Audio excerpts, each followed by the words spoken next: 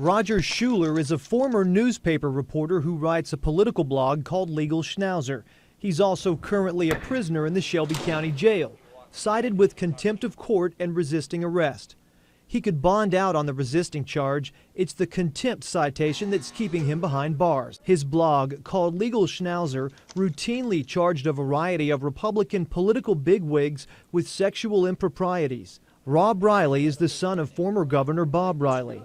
Other Legal Schnauzer targets include current Attorney General Luther Strange. Schuler's allegations about Rob Riley's alleged affair with a Republican lobbyist resulted in Riley and the lobbyist filing defamation claims and asking for a court order for Schuler to take down his blog posts about them. The whole story takes several weird turns at that point. Schuler claims the efforts to serve the injunction on him were legally defective and therefore invalid. And when sheriff's deputies showed up at his house to arrest him, they claim he resisted arrest. The bottom line is Schuler's sitting in the Shelby County Jail and setting off a national firestorm about the First Amendment and freedom of the press.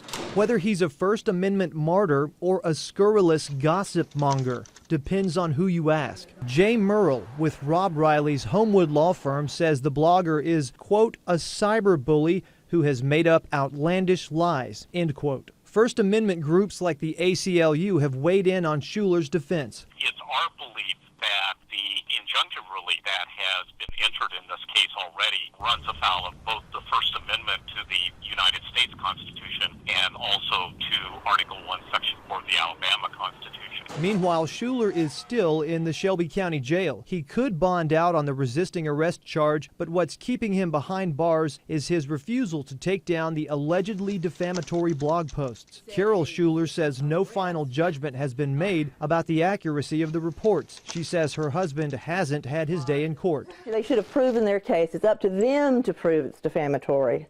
Them to prove it's a lie. I mean, we don't have to prove it's true. It is true. Not so, according to Riley. Jay Merle issued this response. Quote, the court held a hearing, concluded that Mr. Schuler's statements about Mr. Riley were false, and ordered Mr. Schuler to take the statements down. Mr. Schuler refused to show up to any hearings in the case, refused to follow the court's orders, and has been held in contempt of court. End quote. And what about the resisting arrest charge? Shelby County Sheriff Chris Curry says when deputies tried to serve the civil court order, Schuler became physically confrontational and combative. The sheriff says neither Schuler nor the deputy was physically injured. Mike McClanahan, CBS 42 News.